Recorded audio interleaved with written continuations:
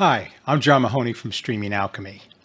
In this video, we're going to take a detailed look at the Move 4K camera over here. This is a new camera from PTZ Optics that does 4K 60, it does auto tracking, and has a range of both IP and physical connections for integrating in your studio. So let's get started.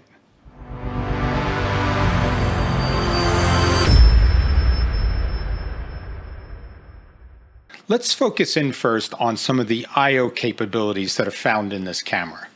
And if we look at the rear of the connections on the camera, you'll see we can start with audio. We have a line in and line out for audio. So what this will let you do is take a line level audio signal, embed it into the camera so it can be embedded into SDI, NDI, or HDMI as a video audio pair with the signal that's coming directly from the camera. So that gives you a lot of flexibility for how you want to route audio in your productions. The next thing to look at will be the two physical connections for video and, in this case, audio as well, if you have it embedded. So the first is a SDI connection. So the SDI connection on this camera is a 3G SDI connection, which means that it can go up to 1080p 60. So even though it's a 4K camera, using SDI, you will be limited to 1080p 60. Next to it, though, is an HDMI. So this is an HDMI 2.0 port. The HDMI does go up to 4K 60, so you can get a full resolution from this camera out of HDMI. So the next thing, though, is to start to look at the digital side. Those are the physical connections, but the digital connections are really equally powerful. So the main one you're going to be dealing with will basically be your network connection. This network connection is going to allow you to handle control signals. So this can be VSCR over IP, it can be NDI. It will let you do NDI HX output, RTMP output, SRT output. The NDI HX and the SRT can both go up to 4K 60 as well. So again, a set of digital options to mirror the options that are available in the physical connections. The other thing which is interesting for this is that it also comes with a USB 2.0 connection to use this camera as a webcam. So that's a whole other area where if you want to use this for more of your traditional conferencing software, use it with Live to Air, use it with Zoom, any of those types of capabilities, you can do that as well, where this looks like a webcam to the software that is leveraging it. The other thing to point out that I didn't mention before is that this camera is powered over PoE through the network connection. So having that connection will allow you to run a single cable to this camera, giving you power, video, and audio feeds. So again, very convenient and ideal for the types of modern studio setups that people are using in the digital space. So the last thing, which is more around the traditional way of controlling a PTZ camera, is that it does come with RS-232 in and out. So that gives you sort of that VSCA connection that you get, the physical connection. And it also comes with an RS-485 connection, which basically gives you those same VSCA connections, but just over a longer physical cable. So a lot of capabilities baked into this camera in terms of I/O and control.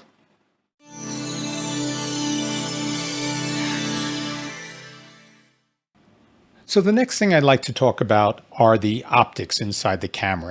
And for this discussion, I'm going to be talking about the 20X version of the Move 4K. There is a 12X and a 30X version as well.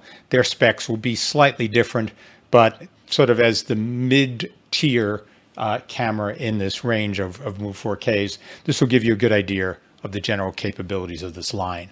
So in the 20X camera, it uses a Sony CMOS sensor, a half-inch Sony CMOS sensor, which really has an excellent reputation in the industry. And that has an effective pixel count of about 8.5 million pixels. The lens on the camera, it runs from about a 6.25 millimeter to 125 millimeter. And that is based on the half-inch sensor size. if you made this into an equivalent for a full frame, sort of a 35 millimeter equivalent, what you'd end up with is something around a 30 millimeter to just under a 600 millimeter focal range. And so that, should cover most scenarios that you need, using the 20x camera. The other piece, though, is the aperture size. So the aperture, if we go to full frame equivalents, this will run somewhere around an f7.5 to an f19. So that gives you sort of a sense of the lens optics in here for, equivalents for how it could deal with light, depth of field, other things like that. The other piece to this that's interesting will be the resolution. So under HDMI, you are able to get the 4K resolution 60, 59, 9.4, 50, 30, 29, 9.7, and 25. So it covers a good range of frame rates for the resolution at 4K. SDI and HDMI, since the SDI is 3G, that will also cover 1080p 60 and all the other frame rates down to 25. Interestingly, this camera also covers 1080i with 60, 59, 9.4, and 50 frame rates. So it covers the interlace as well as the progressive, though that is probably less important for most of today's productions. In addition, this camera also supports 1280 by 720 at 60 frames and 59.94. So a fairly broad range of resolutions that are available and the frame rates for that. This camera, because we talk about it as a 20x camera, but this camera also includes digital zoom. And, the challenge with digital zoom is that you always end up with basically lower resolution as you push beyond the optical limits of the camera. So this goes, I think, all the way up to 8x digital zoom. But that would probably not be something, in terms of quality that I would typically recommend. I typically recommend staying within the optical zoom range. But there's an interesting capability in this camera. If you are using the camera as a 1080p camera, if you're using sort of just that piece of the sensor, you actually can go 2x into that, an additional doubling. So basically a 40x camera zoom in 1080, staying full resolution, because that extra doubling of focal length is coming to you via extra pixels that you have available because you're not using a 4K, you're only using 1080. So the camera is able to use those additional pixels to effectively zoom in. And that's without any resolution loss. So that's a powerful feature to keep in mind, especially if you think that, you're going to be using it as a 1080 camera. That really makes this camera into a 40x camera. So an impressive zoom range without any optical loss if you stay within 1080.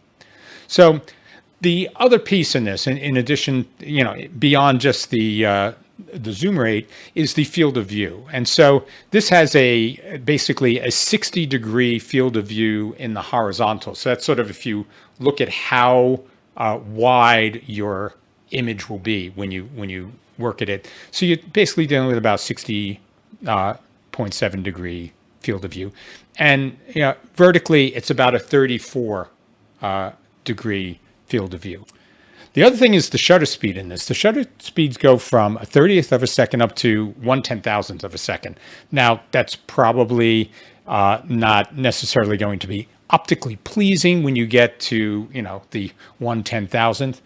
They probably need an enormous amount of light to make that work, but it is technically capable within the camera. The other thing to keep in mind is that the tilt in the camera, so this is a PTZ camera, so the tilt in terms of how this camera can move, it can go 90 degrees. It's basically points straight up to the ceiling, and it can go 30 degrees down. So if you're mounting this higher up, you'd have to keep in mind that you have a 30-degree limit for the downward tilt inside the camera. The other thing that this camera does support optically is the ability to flip the image or to mirror the image. And that can be very valuable based on how you have to mount the camera. So if you're mounting it upside down, sort of ceiling mount and doing it, having those types of flips and mirrors can be very useful. So the optics in this are fairly comprehensive and definitely cover a lot of common scenarios that these cameras would be used for.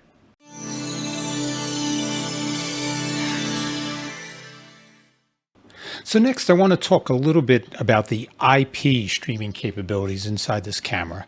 And really, let's talk first here about the codecs that it supports, because it's really a pretty broad range. So this camera supports H.264. It supports H.265, basically HEVC. It supports MJPEG, which is another protocol commonly used. Natively, it supports NDI-HX. And now there are two flavors of that. And I'll go into this in a moment, but there's NDI-HX2 and HX3. And they do behave differently. So we'll touch on that in a moment. But in addition, this camera also supports RTMP, RTSP, and probably also significant, it supports SRT. So you have the ability with this camera alone to stream from a remote location across the internet into a central control room. So some of the ideal capabilities that people are looking for with remote productions, that's built into this camera and supported directly from that. SRT, also we did some testing with this, that will support 4K remotely. So something to keep in mind. You have fairly high bandwidth that can come out of this, and with the SRT and 4K, that gives you top quality resolution across the internet. So something to keep in mind.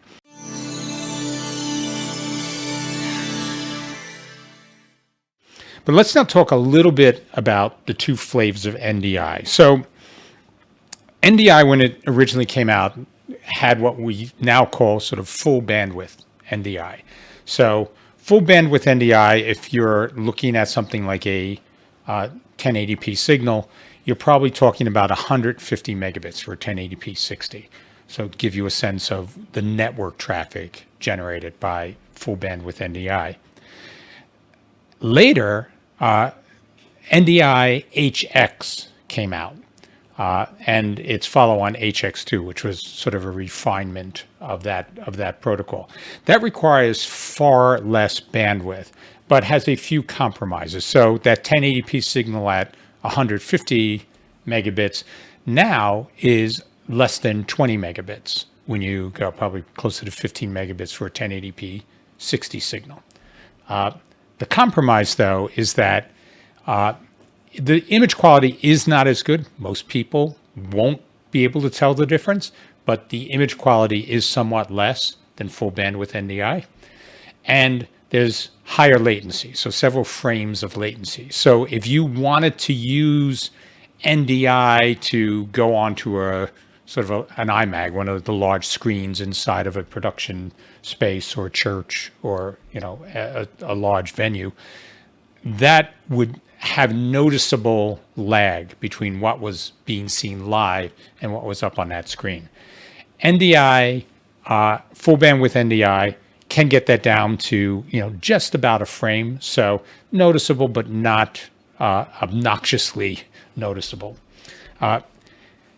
However, because people liked the lower bandwidth requirement but didn't really care for the latency, there is a new flavor of NDI that has come out recently called NDI HX3. NDI HX3 is really a compromise between the two. It has very low latency, very similar to full bandwidth NDI, slightly more, but still very low. And it has better image quality. And again, these are all very close. For most people, they won't be able to see the difference in quality between the three. But NDI HX3 is better suited for people that don't want to go full NDI, but still want to be able to have the lower latency that comes with the protocol. So that's really that compromise. Now, inside this camera, we have both of these supported, HX2 and HX3.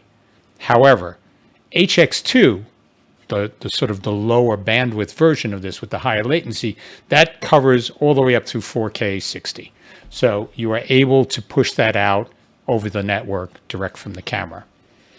HX3, at least in the current incarnation of this camera firmware, is limited to 1080. So that means that if you 1080p 60, that means that that will be the limitation with sort of the lower latency. I'm not sure the technical reasons for having made that distinction, but just be aware that that is sort of a split between the NDI feeds, where once you get to HX3, it's 1080, HX2 is 4K.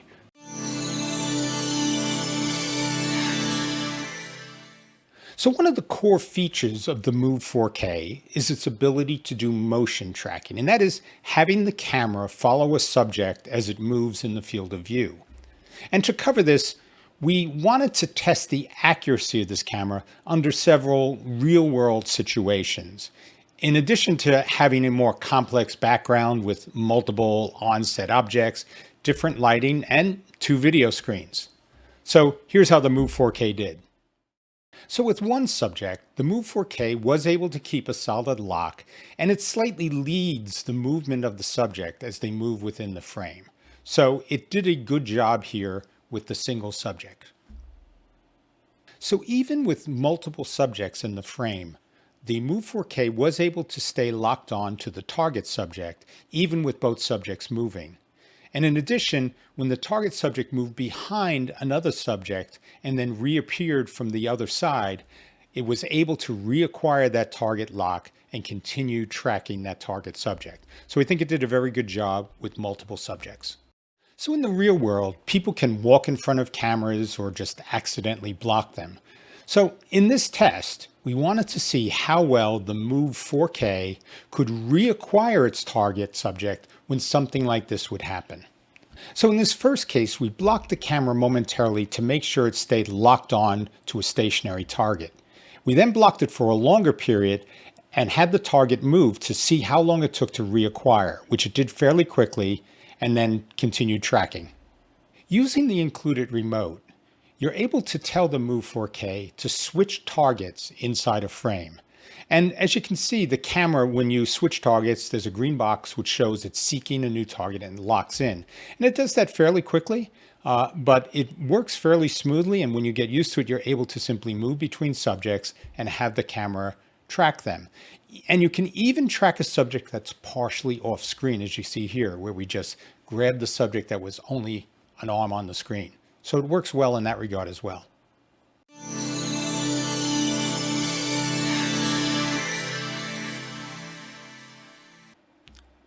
We feel that people that may be considering the Move 4K will likely be adding it into other cameras that they already have. And so what we wanted to do was show how the images from multiple different cameras could be dialed in so they could work together.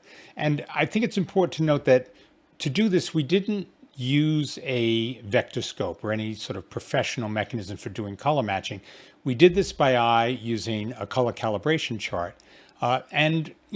There are going to be some variations in color between the different cameras, mainly given the difference in the sensors that are in each of the cameras. But we thought it was worth taking a look so you could see how a Move 4K could integrate with other cameras you may have. So in this example, we're using a Move 4K, a Simple Track Lite, a Gen 2, and a Sony FX30. And you'll notice that the colors, especially flesh tones, between the Move 4K and the Sony are very similar. And that's because they're both using Sony sensors. You'll also notice that in the Move 4K, the depth of field is slightly shallower, which gives you a bit of that blur in the background. So we think overall, you can easily match the Move 4K with other cameras.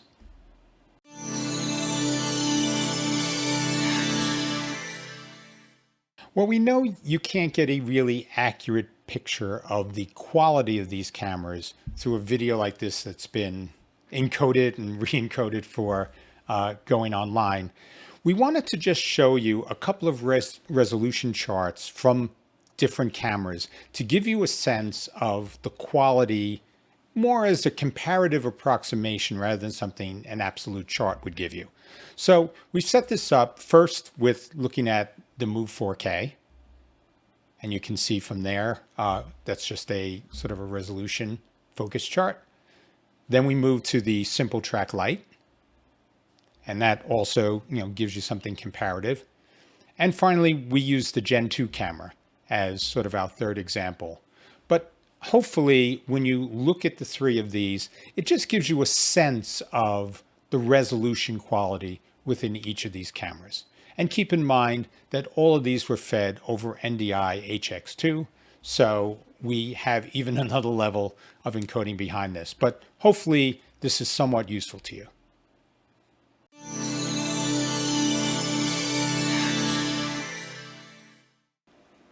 Well, we've gone over many of the core technical capabilities of the Move 4K here. There were a few other capabilities that I wanted to mention as a part of this overview. And the first one is a setting inside the camera that allows you to hide camera moves. So what this will do is it will let you, when you hit a preset, have the video going out of the camera freeze until the new position and zoom of the camera is reached, and then start again. So what you effectively do during a move is hide the video and create a cut between the preset that you were on originally and the new preset that you went to. Now, while this isn't something I'd recommend as a aesthetic choice, it is something that can save you from the unfortunate situation of putting an unwanted camera move out in your live stream. So in the event that you accidentally pressed a preset for a camera that was already live, that preset movement is now hidden and the viewers will only see a cut.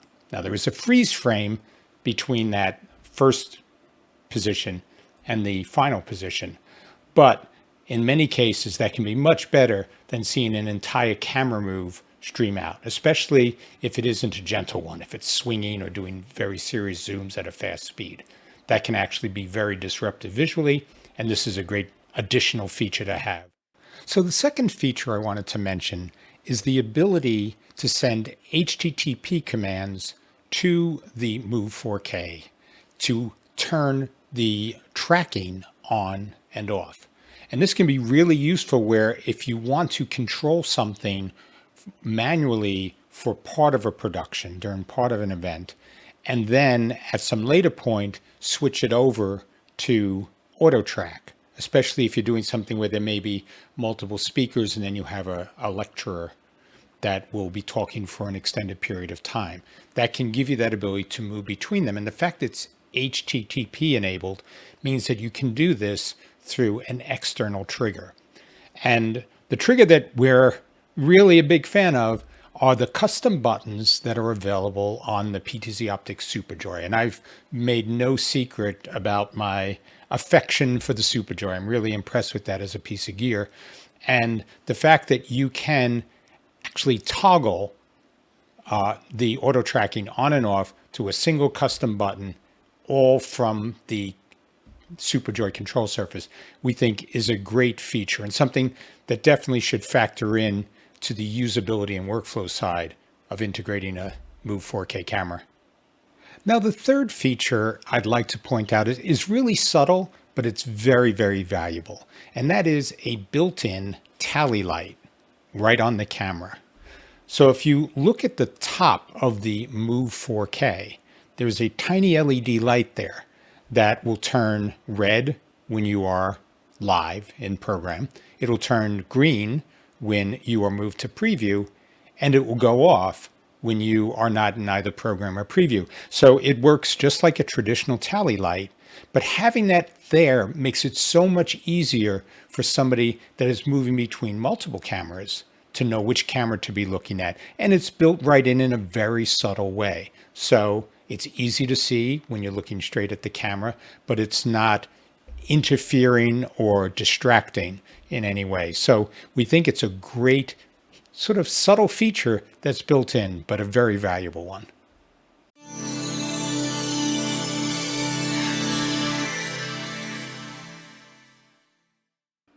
While we came away impressed by the capabilities of the Move 4K, there are two features that we'd like to see improved inside the firmware. And the first is within auto tracking.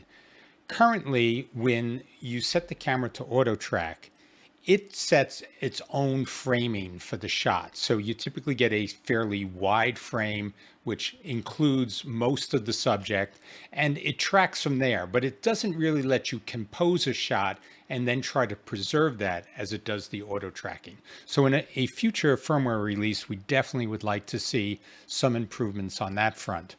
The second thing that we'd really like to see, and this goes to our automation side here at Streaming Alchemy, we'd love to see more HTTPS or HTTP support for the commands to do the auto tracking. So right now it has auto tracking on and off via an HTTP command, but we'd love to see the ability to change subjects as well. So you could go and say, which is the target subject that I want for my tracking.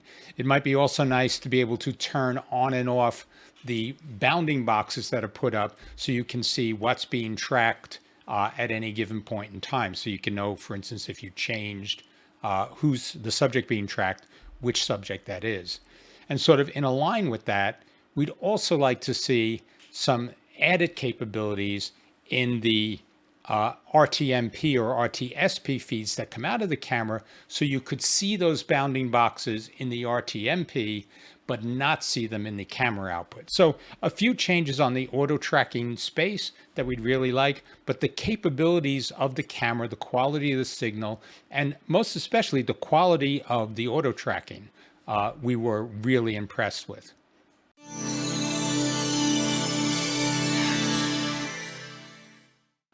Hopefully you found this overview of the PTZ Optics Move 4K camera useful. We've tried to cover as much technical detail as we thought was relevant, and we tried to give you real-world examples for how this camera performs in scenarios you may actually run into in the productions you do. So any questions that you have, please just get back to us, post your questions in the comments, and we'll try to answer them. But we are grateful that you took the time to watch this video. See you in the next one. Take care.